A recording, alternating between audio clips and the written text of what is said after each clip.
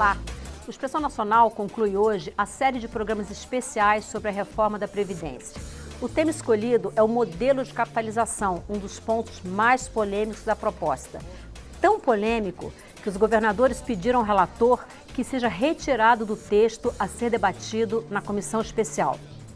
Mas como a palavra final será dos plenários da Câmara e do Senado, o Expressão Nacional manteve o debate do tema.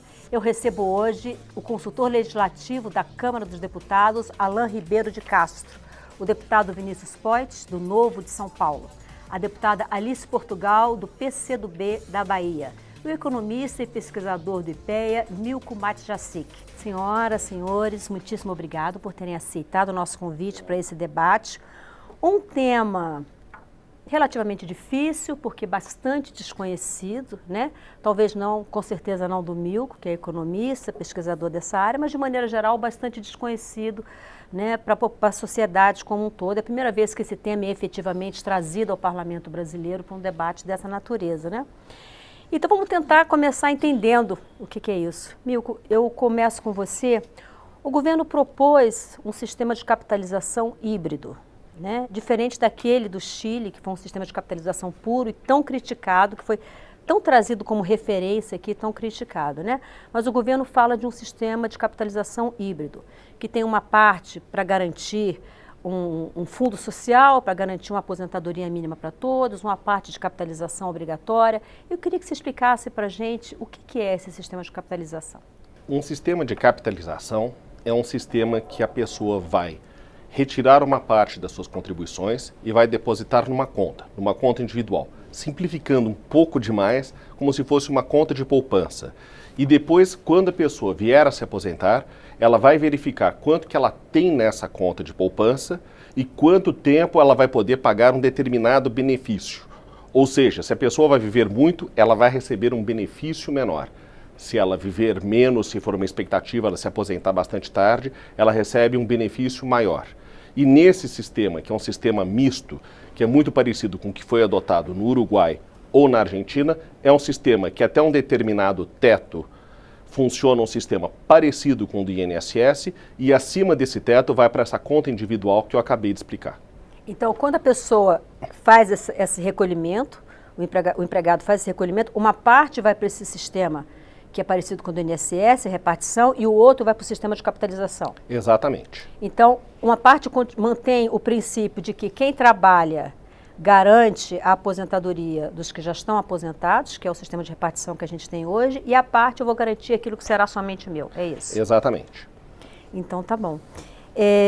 Alain, um dos pontos muito criticados nesse debate todo é a possibilidade ou não de contribuição por parte do empregador. A PEC, ela não traz isso como definição. A PEC, ela é bem geral. Mas durante os debates na comissão especial, os vários secretários que estiveram aqui, sobretudo o secretário Leonardo Rolim, ele disse em vários momentos, falou sobre a possibilidade de contribuição também do empregador. Como é que você avalia essa possibilidade ou não de contribuição do empregador? E o que isso pode impactar no futuro dessa capitalização? Eu avalio que essa abertura para que não seja instituída uma contribuição por parte do empregador, da empresa, essa possibilidade poderia deixar o trabalhador lançado à sua própria sorte. E a precisão e a adequação dos investimentos serão feitos com os recursos que ele unicamente faria para essa conta individual.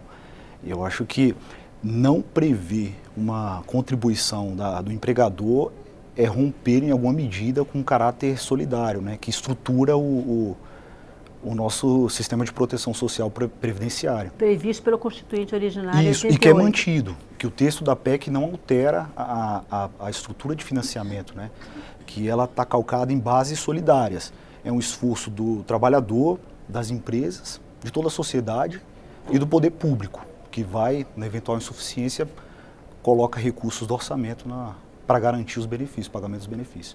E me parece que na atual conjuntura e a forma como o mercado de trabalho vem evoluindo, né, que você tem cada vez mais pessoas trabalhando como pessoas jurídicas e menos como empregado, né?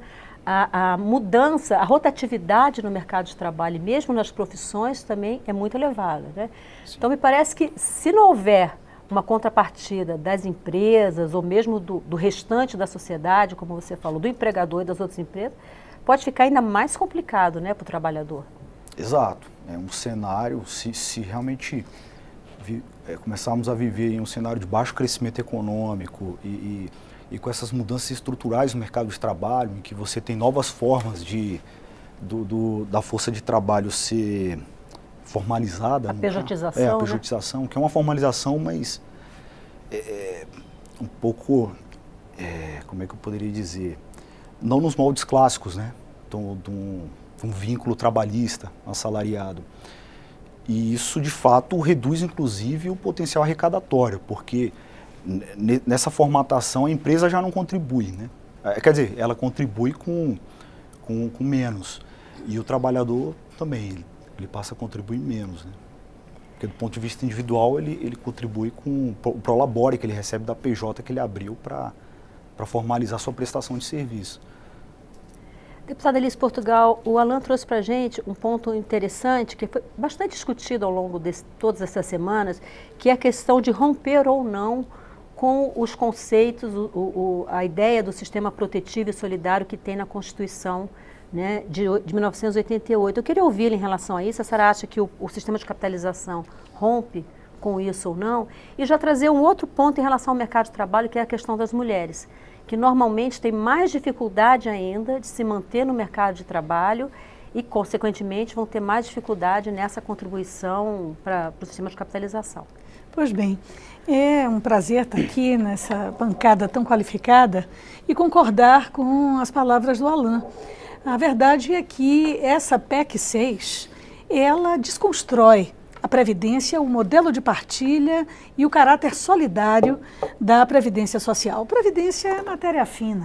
Previdência é efetiva a garantia de que você contribui quando está íjo, para que quando sua capacidade laboral cessar, você, como diz sabiamente o nosso povo, gozar a sua aposentadoria. O sistema de capitalização, ele vai aos estertores dessa finalização desta temporada de solidariedade no mundo do trabalho. Isso é lamentável. A PEC 6, ela é completamente antagônica à natureza solidária, ao pacto geracional que o constituinte original pensou. Então, o sistema de capitalização, ele reza essa visão de que, de fato, apenas o trabalhador será o seu próprio contribuinte. Você se autofinanciará. E nós sabemos que dinheiro pouco não rende muito, né? E ao final de tantos anos de trabalho, o trabalhador acabará não tendo o suficiente para a sua manutenção alimentar. Portanto, isso é inconstitucional.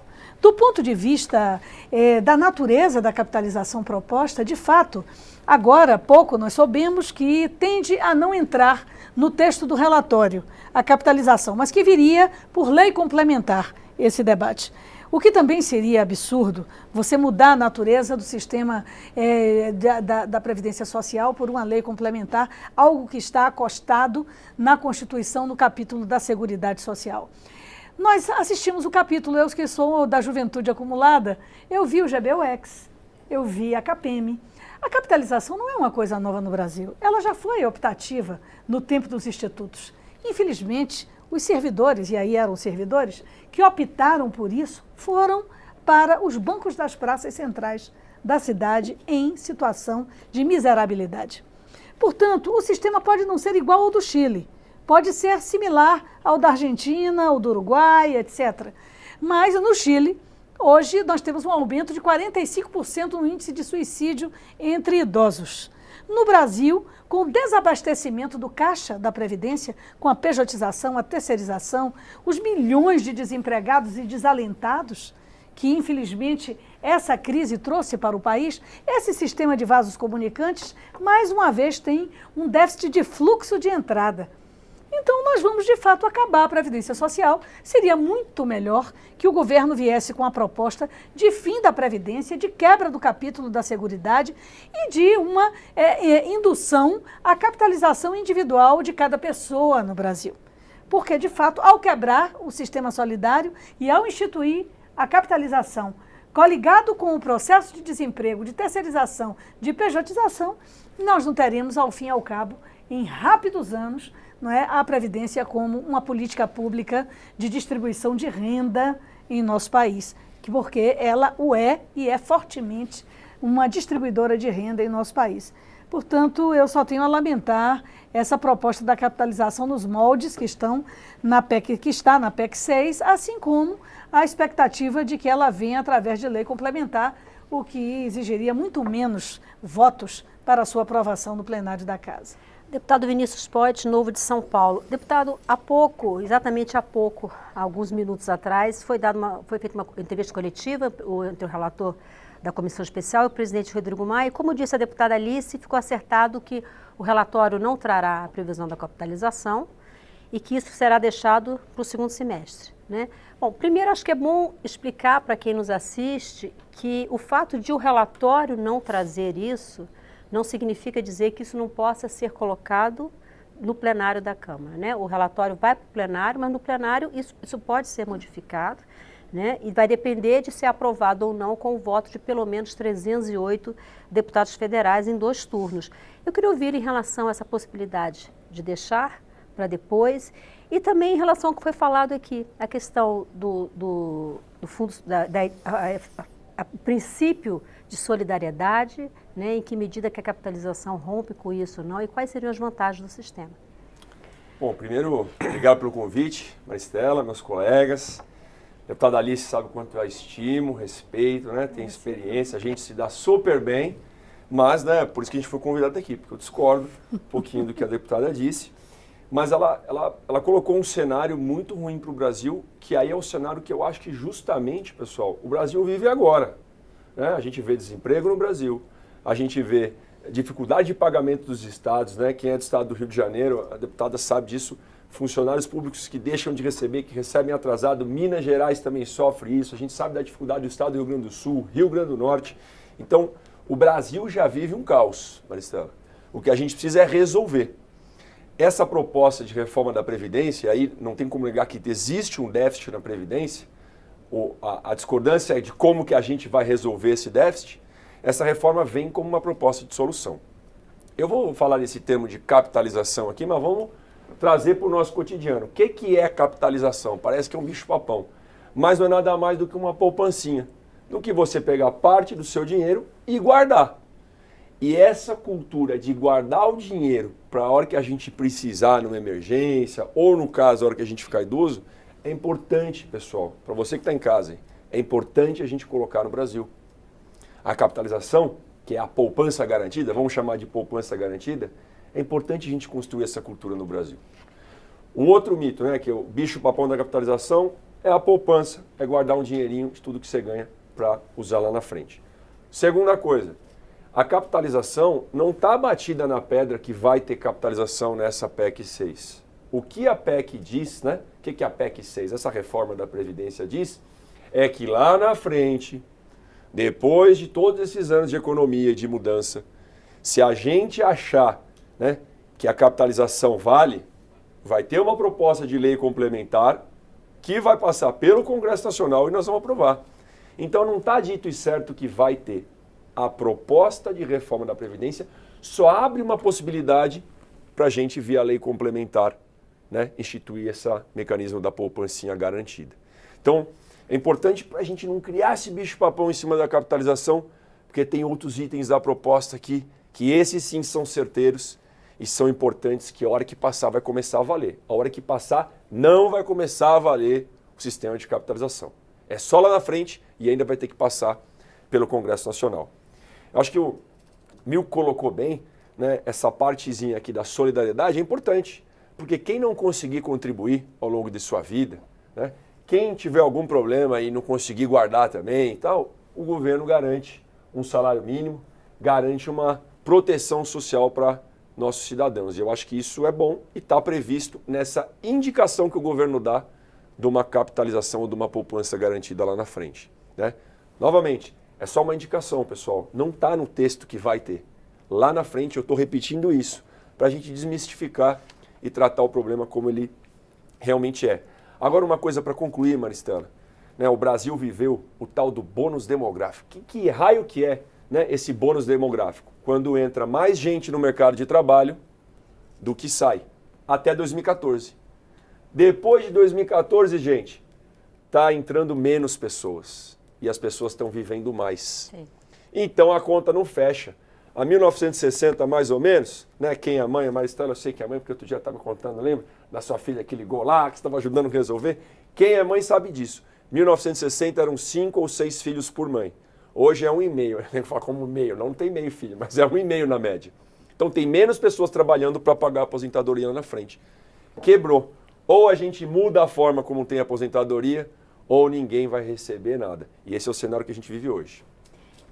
Eu sempre gosto de lembrar que o Brasil envelheceu em 30 anos o que a França levou 100 anos para envelhecer. O processo de envelhecimento nosso foi muito rápido. Agora, para você que nos acompanha, a gente falou muito de importância de estar na Constituição, ser lei complementar. Para mudar a Constituição, precisa na Câmara de 308 votos, são 3/5 de votos sim, em 2 turnos de votação na Câmara e depois no Senado o mesmo quórum de 3/5. Uma lei complementar, que é o que o deputado explicou, o que a PEC propõe é que uma lei complementar possa instituir a capitalização. Uma lei complementar, ela precisa de voto de 257 deputados só. Então, é um processo bem mais simples de que mudar a Constituição. Alain, eu volto com você para tratar de um outro ponto, que é o seguinte. Quando a gente fala, o deputado falou de fazer uma poupança, né? De fato, a gente no Brasil não tem cultura de poupança, de investimento de longo prazo, né? Mas, quando se fala em capitalização, a gente precisa ter a garantia, né, da rentabilidade desse recurso, porque é a garantia do nosso futuro, da nossa velhice, né?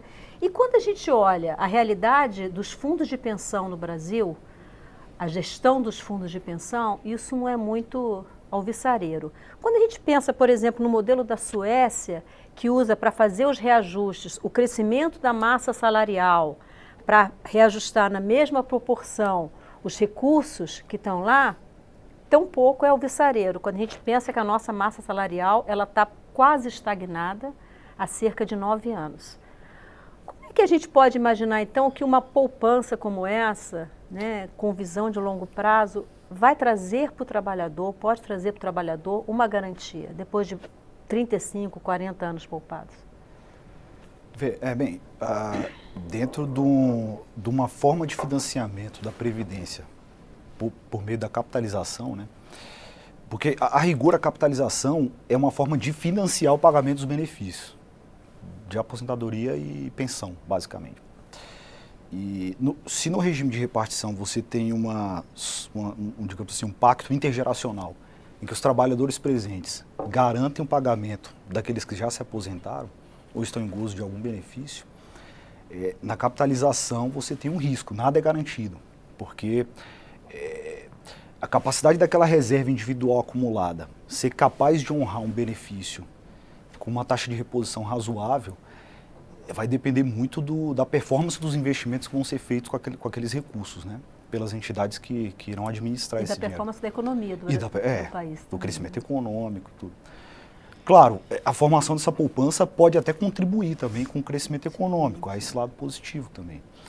E você também descomprime um pouco o orçamento, porque você tira o encargo do orçamento de bancar o pagamento desses benefícios, já que as reservas individuais que o farão.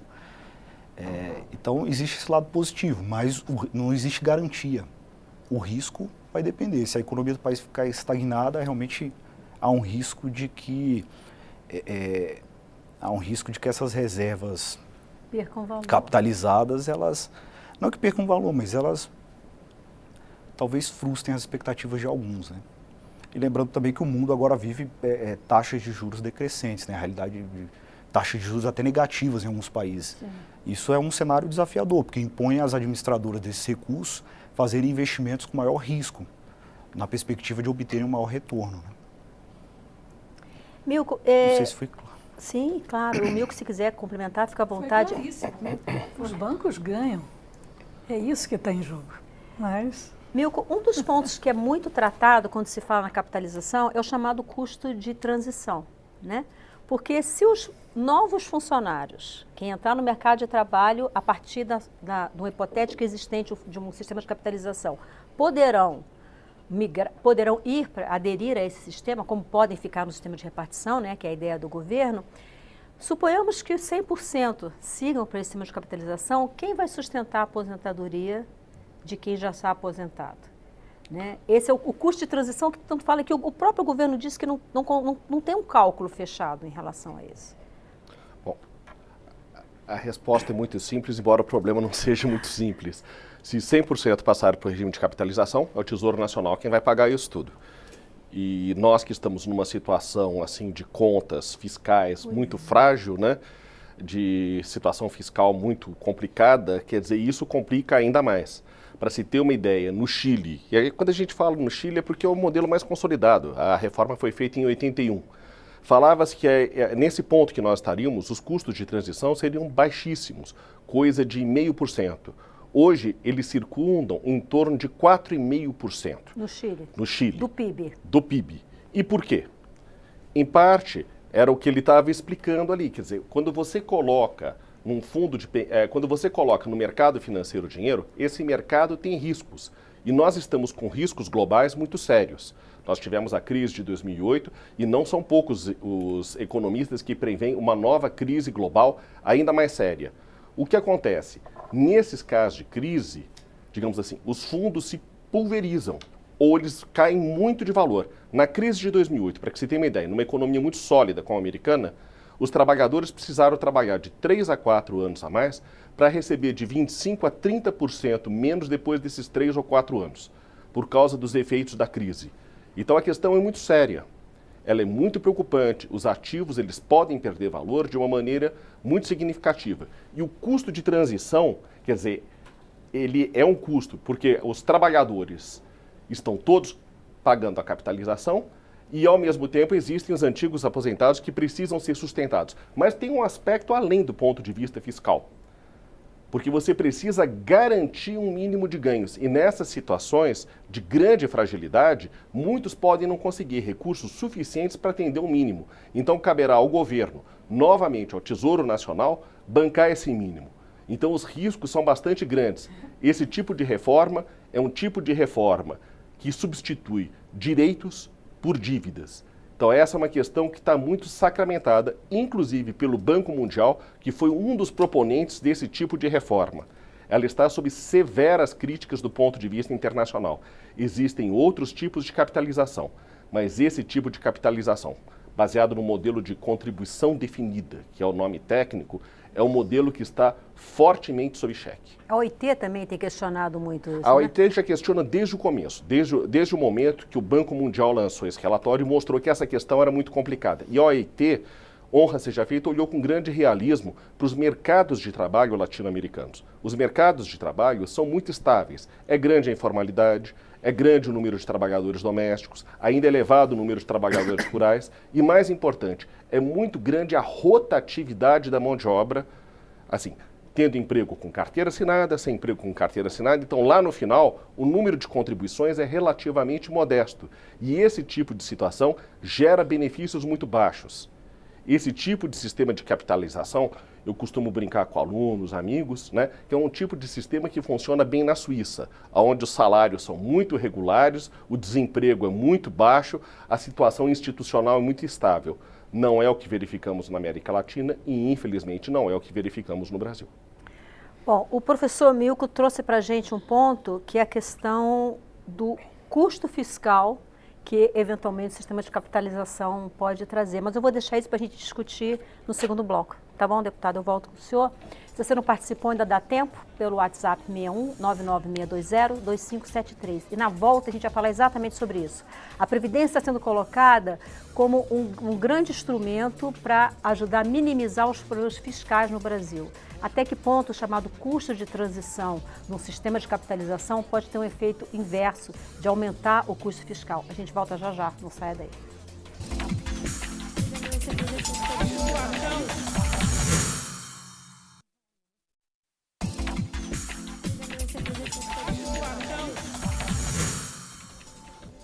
Olá, a Expressão Nacional está de volta. Estamos debatendo a proposta de criação de um sistema de capitalização dentro da reforma da Previdência.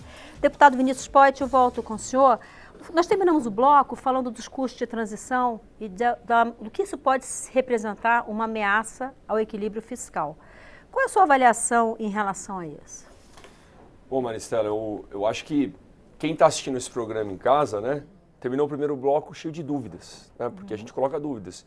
Eu estou aqui, pessoal, para te colocar algumas certezas e números. A gente sabe quanto que é o custo de transição. Em 10 anos, 115 bilhões, é o que está estimado. O que é o custo de transição?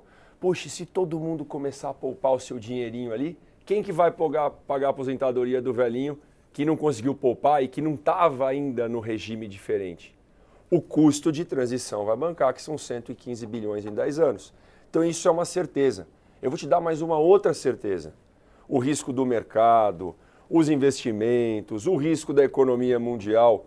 Faz qualquer cálculo, 10, 20, 30, 40 anos para trás e vê o que rendeu mais. A aposentadoria, né, que o governo toma conta e que às vezes não consegue pagar, e que o funcionário público no Rio de Janeiro tem que fazer fila para receber até o salário, e que a pessoa vai lá na caixa e não recebe a aposentadoria, ou qualquer rendimento do mercado financeiro, com crise de 29, com crise de 2008, com tudo, gente. Pelo amor de Deus, vamos transferir esse monopólio que o governo acha que sabe cuidar do nosso dinheiro para outras pessoas, para a gente mesmo, se a gente achar que a gente sabe cuidar melhor. Deputado, e como com uma proteção social. Como o que a garantir gente precisa... que sejam muitas pessoas, que seja um mercado efetivamente competitivo? Porque se for um mercado oligopolizado, com 3 ou 4 fazendo isso... Não, hipótese alguma, não pode ser. Então, como garantir que seja um mercado efetivamente Primeiro, competitivo? o governo não sabe administrar o nosso dinheiro para cuidar da nossa aposentadoria. Tá claro, gente, isso não funcionou. A gente pode questionar se a capitalização é boa, se não é, mas o que está claro é que do jeito que está, não funciona, não dá para ser mais. A capitalização, a gente gasta um tempão discutindo um problema que a gente não sabe nem se vai ter, porque é só daqui 10 anos por um projeto de lei complementar, ou se não tiver capitalização nessa reforma, no semestre que vem que a gente vai discutir.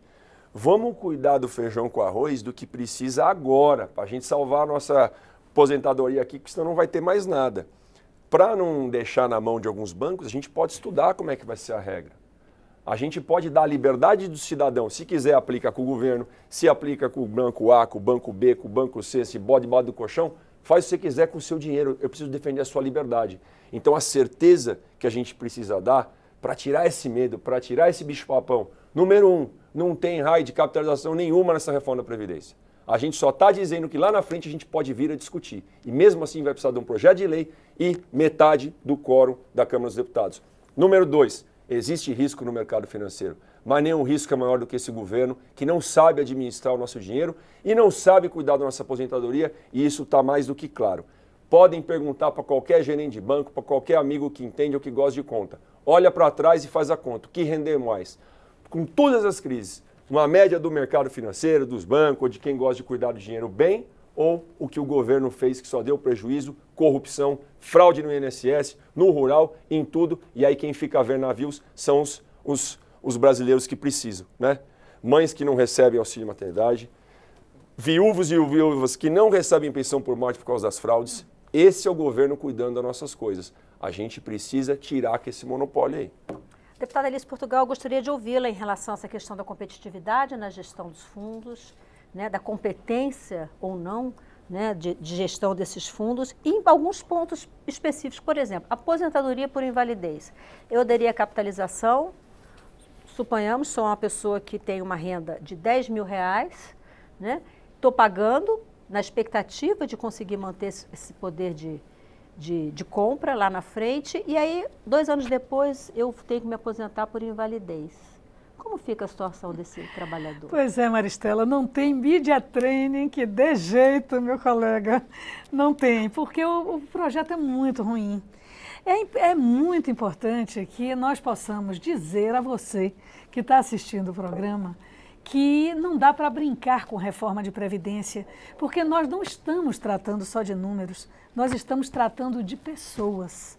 Atrás de cada um e cada uma que contribui com o INSS, ou com um regime próprio de previdência do servidor público que não pode ser diabolizado, porque não há privilégios em todo o serviço público.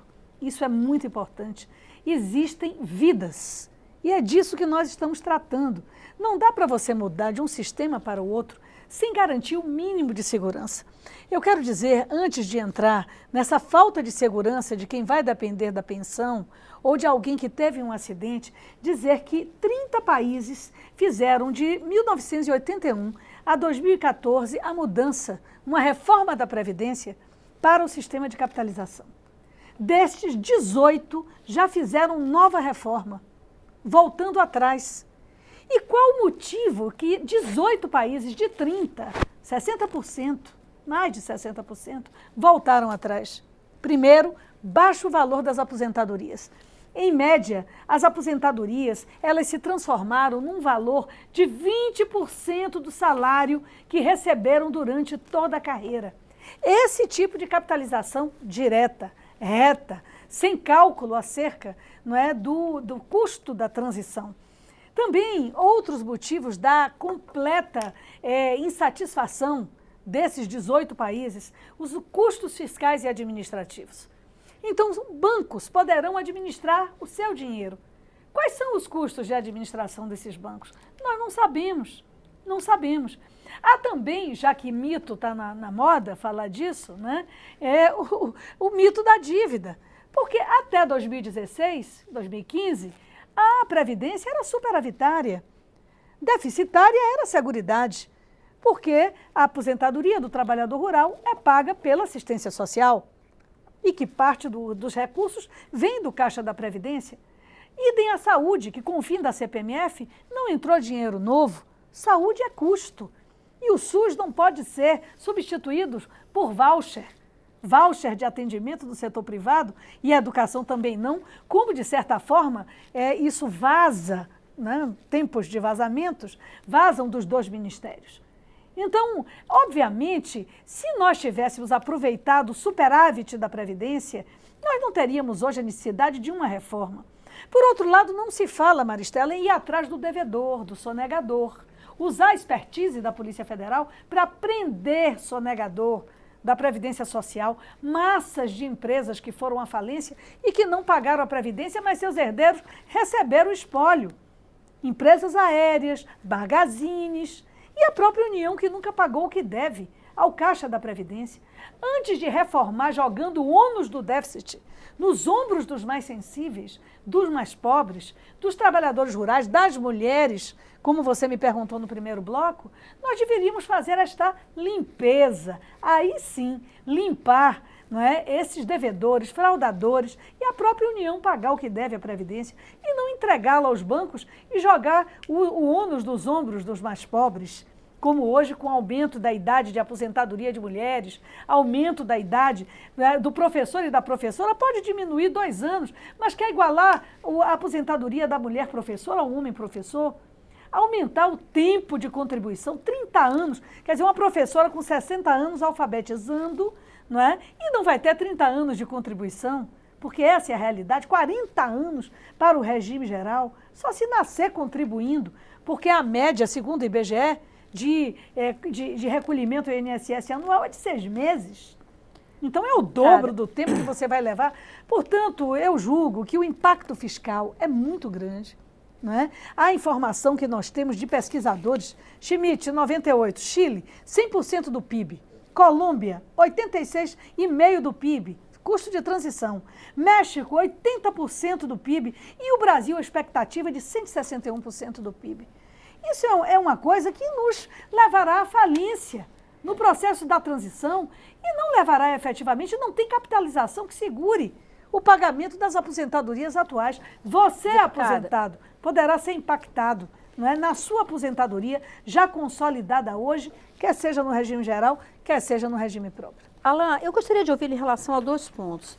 O que a PEC número 6 traz é um pedido de autorização, né, uma autorização para que futuramente uma lei complementar estabeleça um sistema de capitalização. Perfeito. Eu queria saber se, na sua opinião, o que a PEC traz, o escopo que ela traz, as diretrizes, as orientações que ela traz, são suficientes para a criação disso por lei complementar? E queria trazer mais uma vez essa questão dos benefícios previdenciários. No sistema de capitalização, como ficam os benefícios previdenciários? Licença maternidade, aposentadoria por invalidez, essas coisas todas. Como é que funciona isso? Bem, pelo que está sendo proposto pelo governo por meio dessa PEC, você teria que ler a redação que eles estão dando para o artigo 115 da DCT que eles querem incluir nessa parte do texto constitucional. Lá estão as diretrizes de como seria formatado pelo menos as linhas gerais de qual que seria a formatação desse regime de capitalização. E já respondendo a segunda parte da pergunta, ali determina que esse sistema atenderá a riscos programados e não programados.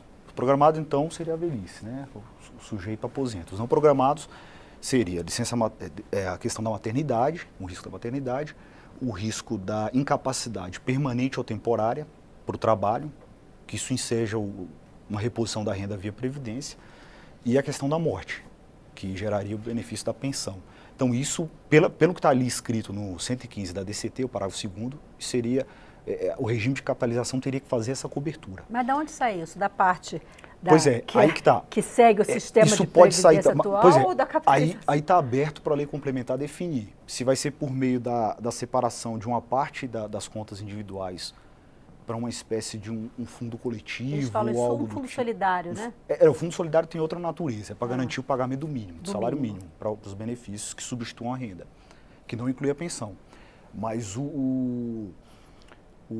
ou também você poderia terceirizar a gestão desse risco por meio de seguradoras também. Eu acho que não está muito claro ali, mas o texto proposto para o corpo permanente do 201 da Constituição permite essa terceirização do risco também. A questão da incapacidade, a questão da morte, e você sabe são os se benefícios é não comum programados. em outros sistemas já implantados? Os outros sistemas adotam as mais diversas soluções. Uns fazem uma camadinha... Enfim, tem uns que mesclam a questão das contas nocionais, né, que preservam a ideia de solidariedade, de repartição simples. E o que estaria equacionado, esses não programados, o Estado bancaria. Mas tem países também que pegam parcela do que o segurado, participante do sistema de capitalização, contribui e contrata terceiriza a gestão desse risco com a seguradora. Seria uma possibilidade também. Com relação ao texto proposto pelo governo, se ele é suficiente para estruturar a capitalização, eu francamente teria dúvidas. Pelo seguinte, embora ele lance essas diretrizes, essas linhas gerais do que seria esse sistema, eu acho que tem uma parte que está meio mal resolvida, que é a estrutura de financiamento, que ela é calcada numa lógica de tributação. Tributação é um recurso que o cidadão paga para que o Estado adote alguma ação. Você preservaria essa lógica tributária para a formação de uma reserva, de uma poupança? Faz sentido falar em tributo, em contribuição, para o recurso ser depositado numa conta e parte dele remunerar o serviço de uma entidade que administra esse recurso? Isso é consistente do ponto de vista da harmonia do texto constitucional? É uma dúvida que me incomoda, tem me incomodado durante a leitura do texto. Mas é claro que é um detalhe. E a capitalização, como a gente falou aqui no intervalo, ela pode sim ser uma coisa boa. Vai depender muito da opção que o Congresso vai fazer em termos de formatação do sistema, né? Claro, considerando que o Congresso aprovasse essa autorização de implementação do sistema de capitalização. Ela funciona muito bem para um determinado nível de renda, mais alto, para pessoas que têm... Estabilidade, um emprego estável, exatamente. Né? Geralmente é uma mão de obra mais qualificada, tem capacidade de formar essa poupança. Ela seria um instrumento bom. Que tem mais facilidade de se recolocar no trabalho em caso de desemprego, né? Isso. O que também não é uma característica da massa de trabalhadores no Brasil, né? Agora, outro problema também que eu vejo... Ela é compulsória, ela não é optativa. Outra questão que eu vejo que está mal resolvida no texto é a questão do fundo solidário, que garantiria o pagamento de um salário mínimo para benefícios que substituem a renda do trabalho. Esse dispositivo, ele não dialoga com a vedação de aporte de recursos públicos para esse sistema. É vedada a transferência de recursos do orçamento para esse sistema. Então, como é que você garantiria esse pagamento de um salário mínimo para os benefícios? Seria via cotização entre os participantes? Então, todos têm que depositar religiosamente sua parcela na conta individual e torcer para todo mundo fazer igual, porque é daí que vai sair a garantia do pagamento de um salário mínimo. São as velhas caixas solidárias do início do século. Mas veja, isso são pontos que o Congresso, ao debater a matéria, podem aprimorar. Isso também não é um problema insolúvel. Milko, o que você conhece dessa questão do fundo solidário nos outros modelos? Como é que isso funciona? Olha, de um modo geral, nos outros modelos, quer dizer, para garantir, é uma coisa que vem do Tesouro mesmo, que vem das finanças públicas, tá? Você manda para um regime de capitalização, né? O que foi muito bem explicado aqui é que para os benefícios de risco, né, os benefícios não programáveis, você contrata uma seguradora. Então isso é feito dessa forma nesse país que a deputada Alice Portugal mencionou, que inclusive estão recuando para o sistema de regime geral, né, de repartição simples. Mas enquanto esses regimes funcionaram, funcionou dessa maneira. E essa questão da solidariedade, ela é feita a partir de tributação. Isso não é nem gravado em cima de folha salarial. Ou seja, o que está sendo discutido no Brasil, eu acho que, assim, eu não sou especialista em legislação, eu sou um economista, mas de qualquer maneira está claro que ainda é um ponto que não está bem resolvido, que não está bem amadurecido. Nesses outros países, isso funcionou dessa maneira. E, infelizmente, também não funcionou bem para as pessoas que precisaram sair em aposentadorias por invalidez, pensão por morte e esse tipo de coisa, tá? As taxas de reposição, ou seja, o valor do benefício em relação ao que a pessoa ganhava, eram muito baixas. E essas baixíssimas taxas de reposição aumentaram o problema de pobreza durante a velhice, ou para pessoas com necessidades, né, com invalidez parcial, invalidez total e esse tipo de coisa. E isso levou a uma situação que o Estado foi obrigado a intervir. Na verdade, esse tipo de reforma foi uma reforma que teve um custo fiscal muito alto. O ministro Roberto Lavagna, da Economia da Argentina, julga que a crise de 2001, em grande medida, foi gerada pelos problemas do regime de capitalização adotados na Argentina, que foram irrealistas. Por que irrealistas? Porque normalmente quando se fala nesse tipo de reforma, isso é muito importante pensar. Compara-se um sistema que está em funcionamento, como o nosso de repartição, e como todo sistema humano, é um sistema que tem bastante defeito, muito problema, fraude, com um sistema idealizado, que está, digamos, na mente de algumas pessoas. Agora, esse sistema idealizado, se ele vier a ser aproveitado como uma legislação, é um problema que também vai ser administrado por pessoas. E os problemas também aparecem. E vários economistas do Banco Mundial, do FMI, da OIT, mostram que os problemas que apareceram nesses regimes de capitalização foram problemas ainda maiores, porque eles assambarcaram também os riscos de mercado, e esses riscos de mercado nos riscos das aposentadorias a serem recebidos, que eram muito altos. Aumentou o nível de pobreza entre idosos. Isso é uma questão muito séria. O Chile, por exemplo, é sempre importante falar no Chile porque é o modelo melhor sucedido e o mais antigo.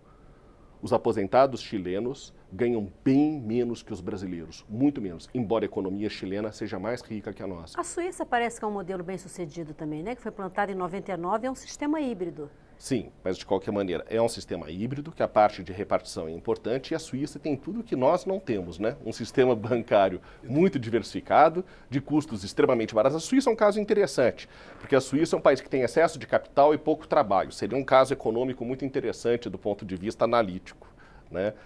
É o total oposto do que é o Brasil, onde o capital é relativamente escasso, né, e o trabalho abunda. Então, quer dizer, mesmo o problema da transição demográfica que está se discutindo por aí, o Brasil não teve bônus demográfico, o Brasil teve um ônus demográfico.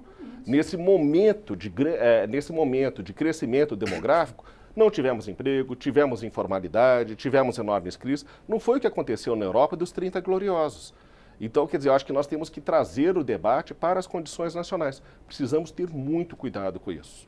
Deputado Vinícius Poit, outra coisa que surge dúvida quando se fala em capitalização é em relação à herança. A pessoa está na capitalização, ainda está no auge da sua capacidade produtiva, trabalhando, 40, 45 anos e morre. Isso vira espólio? Isso vai para os dependentes? O que acontece com essa parcela que está no sistema de capitalização da poupança, como o senhor comentou? Maristela, como a gente não tem capitalização na PEC, como a gente vai decidir isso lá na frente, a gente pode discutir isso ainda. Sim. Agora eu vou expressar para o ouvinte, para o pessoal que está assistindo, a minha indignação com esse debate, né? Porque a gente vê muitas palavras técnicas de duas pessoas super qualificadas. Só que, a dona de casa, e aí eu gosto muito do que a deputada fala, da vida e da pessoa, está preocupado, e o dono de casa e todos os trabalhadores estão preocupados se vai ter comida amanhã. Os 3 milhões de desempregados estão preocupados com que todo esse governo para trás, que não investiu, que não fez o Brasil crescer, que criou desemprego, que não aproveitou o superávit que tinha. Por que não aproveitaram? O que todo esse governo aqui para trás fez. Aqui, gente, eu falo desse jeito porque não dá para sorrir, não dá para falar dessa maneira mais leve, porque o sistema ruiu, faliu no Brasil. É grave a situação. Então o pessoal não entende metade das palavras da Tecniquez aqui, quer saber se vai ter aposentadoria. E o que está provado é que daqui para trás não deu. A gente precisa mudar. Antes de concluir minha fala, eu pergunto para todos aqui, né? Para o Milko, para o Alan, para a deputada, dá uma sugestão, porque senão a gente só critica, só fala o que deu errado. O que deu errado lá fora é o que vai dar no Brasil. O que deu certo como a Suíça, não. No Brasil não funciona isso. Poxa, gente, vamos pegar exemplo do que deu certo. Vamos falar do crescimento econômico, que foi muito bem colocado por Milko aqui, o crescimento econômico do Chile. Vamos falar o que pode dar certo no Brasil. Não só pegar exemplo errado, ser pessimista e falar só do que deu errado, gente.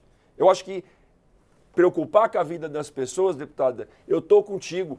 A gente tem que tocar no coração, tem que tocar em quem está desesperado, que não tem a mínima ideia do que é compulsório, aposentadoria, solidário e tal.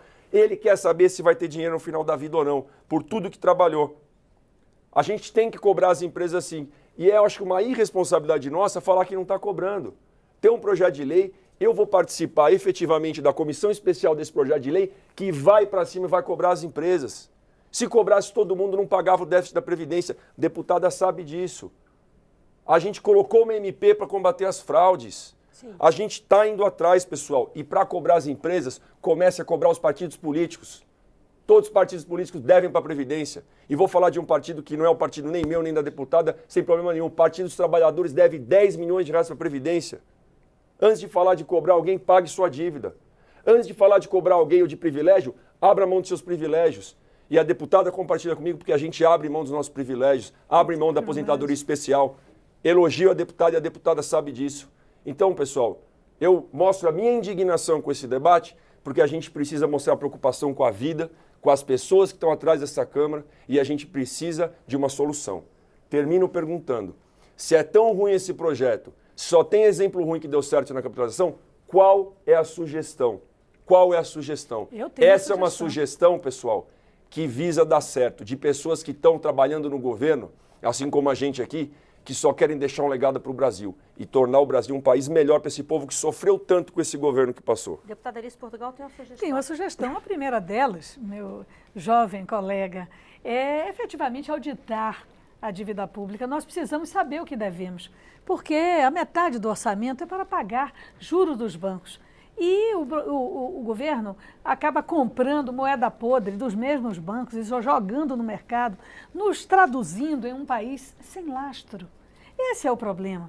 Depois nós tivemos a emenda constitucional 95 do governo Temer, que congelou por 20 anos os investimentos públicos, gerando uma retração nos serviços em nosso país, retração no investimento. Então, essa retórica, né, é uma retórica que esbarra na realidade. E a sugestão, efetivamente, é não mudar o regime de repartição agora. Né? Se queremos uma reforma da Previdência, temos que primeiro fazer o dever de casa fiscal. Não podemos fazer da Previdência Social, não é, uma justificativa para fazer uma reforma tributária, uma reforma fiscal, transformar direito previdenciário em tributo. Nós temos que ir para a reforma tributária. E que reforma tributária é essa? Vamos taxar as grandes fortunas. Você acende a chama da solução do déficit. Vamos taxar juros e dividendos das aplicações. Já existe uma proposta em tramitação Pois é, das aplicações. O deputado Luiz Miranda, do DEM, exatamente. Pois é, você vê que não é ideológico. O Brasil e a Estônia são os únicos países do mundo capitalista que não taxam os investidores. É livre. Você investe na bolsa, você joga no mercado e você não tem sobretaxa sobre isso. Né? Enquanto todos nós somos taxados em tudo, na água mineral que bebemos. Então, preciso fazer uma reforma tributária, é preciso trabalhar uma justiça fiscal no Brasil e depois pensar em reforma da Previdência. e não jogar sobre os ombros dos mais pobres. Como é que você vai obrigar uma trabalhadora rural a contribuir, a trabalhar até a exaustão e contribuir 20 anos? Parece que esse é um ponto Isso que vai ficou sair já, acordado que deputado. vai sair. Pois é, mas vai veja a sair. intenção. A intenção foi essa. Ou então era bode na sala para jogar e tirar e parecer uma reforma melhor. Deputada. Mesmo tirando, ela não será uma reforma melhor. Deputada, Portanto, antes- a minha sugestão é vamos atrás de quem deve, vamos atrás de quem sonega e vamos pavimentar o terreno fiscal brasileiro, auditando a dívida, observando efetivamente a possibilidade de taxar grandes fortunas, mega investidores, investidores e, a partir disso, você analisar o tecido econômico, o tecido fiscal. E acho muito meritória a sua observação. Nós estamos fazendo uma reforma da Previdência? Nós não, porque eu voto contra. Não é? Mas se ela ocorrer, ocorrerá sem uma análise profunda do mercado de trabalho no Brasil. Não é? Não há uma análise do mercado de trabalho. Quem são os Deputada. desempregados e quem são os empregados de hoje? Qual a sua renda? Isso não foi Deputada Elis Portugal, analisado. eu gostaria de não deixar os telespectadores, que o deputado Vinícius Poit lembrou bem, que é importante que eles entendam a nossa conversa, em dúvida em relação ao ponto que eu coloquei. O que acontece com os recursos, né, no caso da morte da pessoa que está lá contribuindo e que ainda não se aposentou ainda? Isso vira herança, vai para o espólio? O que acontece com aquela parcela que está na capitalização? Bem, lendo o texto que foi proposto pelo governo, me parece que se essa pessoa que morreu deixou um dependente habilitado, ele receberia a pensão. E se ele não é Pela habilitado? determinação Se é um que tá lá. dependente já Pois é, já se ele passou não dos deixou 21. nenhum dependente, entendo eu que essa formação de uma reserva individual, isso é quase um ativo, ele vai Do sim para grupo. a sucessão. A lei complementar pode prever a sucessão desse direito. Você tem ideia, Milko, como é que herança. funciona de maneira geral nos Em outros países, podemos colocar a seguinte situação. A pessoa se aposenta, digamos, se ela morre antes do esperado, se ela não contratou um serviço de risco de sobrevida, desculpe, que eu tenho que ser um pouco técnico. Seguro. Né, um seguro de sobrevida, porque a pessoa morre e aí está estimado, digamos, pelo governo que ela vai viver mais 15 anos. Mas ela está olhando que a população está envelhecendo, ela pode não viver só mais 15, ela pode viver mais 20, mais 23 anos. Então ela vai numa seguradora e compra um risco de sobrevida. Tá? Isso que acontece no Chile. Então se o benefício é ser 100, o benefício já cai para 65. Porque a seguradora compra o risco dessa pessoa viver mais. Agora, digamos que ela não tenha comprado esse serviço na seguradora, tenha morrido antes, fica para os seus sucessores. Se ela comprou o risco e muitas vezes compra, não fica nada para ninguém. E, infelizmente, o que foi lembrado aqui é verdade. Quer dizer, o número de suicídio entre idosos no Chile aumentou de maneira muito radical. Exponencial. Isso, de um modo geral, não é o que acontece. Acontece o Me oposto. desculpa, Milko. Me desculpa. Mas o número de suicídios em idosos, gente, é mais alto em qualquer país do mundo. Ele vai aumentando com a idade. Isso é estatística. É no Chile, é na China, não, é não no me lembro de Chad, ter visto essa é em qualquer estatística. lugar. Plenamente, eu Não desconheço me lembro de ter visto, estatística. Cheque, desconheço. senhor. Bom, Desconheço. Se eu tiver a fonte, eu teria a alguém honra vai de discordar. verificar. Não, eu mando Me aqui. perdoe. Alguém vai discordar Aham. que com a idade aumentando o número de suicídios aumenta? Claro Isso é que estatística não. no mundo inteiro. Eu gostaria de que ver essa não, eu também evidência. Eu gostaria. confesso Olha que que terminar desconheço. aqui, eu passo para todo mundo aqui, gente. Então tá bom. Então, Eu vamos preciso passar. terminar o programa. Infelizmente, eu quero agradecer a participação do consultor legislativo Alain Ribeiro de Castro. Muitíssimo obrigada, Alain, por sua participação Foi uma satisfação. no nosso debate. Deputada Elis Portugal, PCdoB da Bahia, muito obrigada. Muito obrigada, mais uma Marcela. vez. Deputado Vinícius Poit, Novo de São Paulo, grata Obrigado. também por sua participação. Milko Mate Jacic, economista e pesquisador do IPE, grata também por sua participação. É um prazer. Você de casa que nos acompanhou nesse programa e nas outras 3 edições que nós fizemos, edições especiais do Expressão Nacional para debater a Previdência, eu agradeço você também. E eu quero lembrar mais uma vez que o jornalista Tiago Ramos, aqui da TV Câmara, produziu uma série de 20 vídeos explicando a reforma da Previdência. Basta você entrar no canal da TV Câmara no YouTube e procurar lá, Entenda a Reforma da Previdência. Ficou muito legal, vale a pena. O Expressão Nacional volta na terça-feira, o horário normal, às 9 da noite. Eu sou Maristela Santana e eu espero você. Até lá.